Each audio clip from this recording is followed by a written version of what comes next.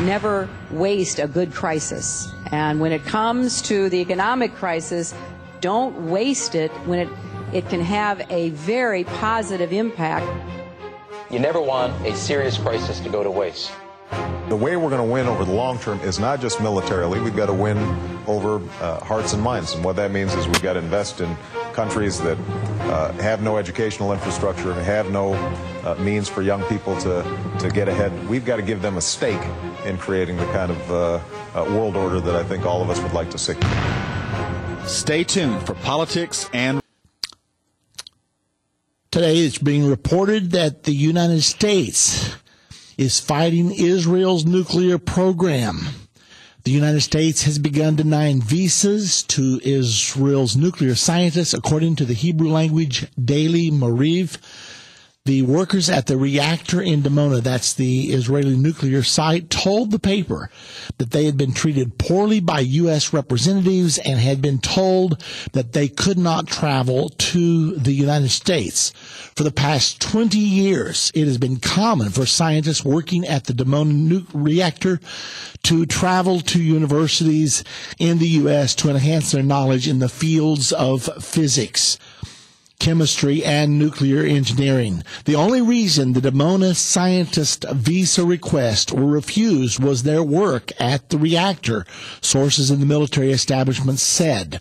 None of the researchers has had any trouble with the law in Israel or in America. A former Dimona worker told Mariv that the problems between Israel and America went beyond denied visas. The U.S. has also created a de facto embargo on equipment needed in the Dimona reactor, he said. The refusal to sell Israel certain parts began after current U.S. President Barack Obama took office, he said.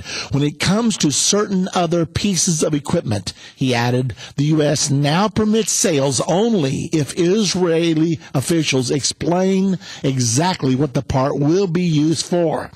Professor Zev Alphas of the nuclear engineering program at Ben Gurion University confirmed the statements made by the anonymous former Dimona worker. Some people are not getting visas to the United States for the sole reason that they work at the Dimona reactor, he said. In addition, he said, the U.S. does not sell a single piece of nuclear-related equipment to the Dimona reactor. They sell to the universities that refuse to sell equipment to the reactor.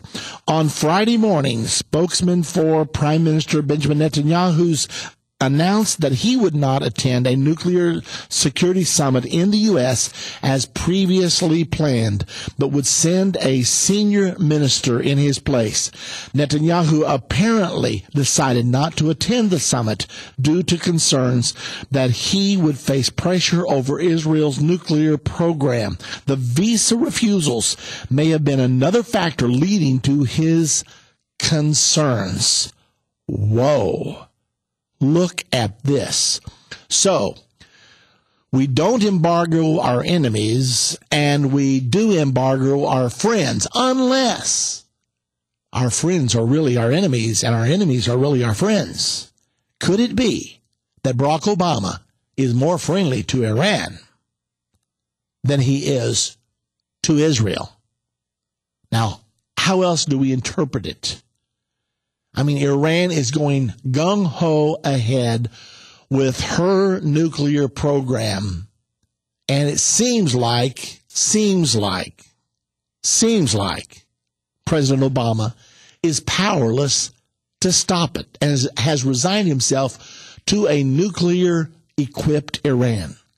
And now we find out that Israeli scientists, if they work at Dimona, they're now banned from the United States of America. That's one of our best friends in the world. Is President Obama really an enemy of the state of Israel? He's coming down on Israel at every turn, telling them they cannot build in their eternal capital, East Jerusalem, which our Congress, we have a law on the books. This president has vowed to uphold the law, but I don't think the law means anything to him. This president said he would uphold the laws of the United States of America. It's in our law that Jerusalem should never again be divided. It is the undivided eternal capital of the people of Israel. It was passed in the 90s in our Congress and signed by our president. But now that he's saying don't even build another thing there, this guy, I think, thinks he's a dictator, or maybe he thinks he's a king. I don't know what's going on, but I don't like it. The Bible actually tells us that there's a war coming that's going to kill 2 billion human beings. Define marriage. I believe that marriage is the union between a man and a woman. But I do believe in civil unions. Hamas has said clearly and publicly that they are not going to continue the truce, and the same day they attacked Israel. When the confirmation of the covenant occurs, it marks the beginning of the final 7 years to Armageddon. Today is Friday Open Lines. Give us a call right now, 1-877-ENDTIME.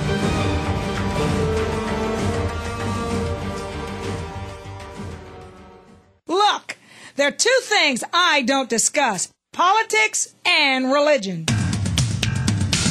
In my house, we don't talk about politics and we don't talk about religion. I'll talk to you about anything except politics and religion.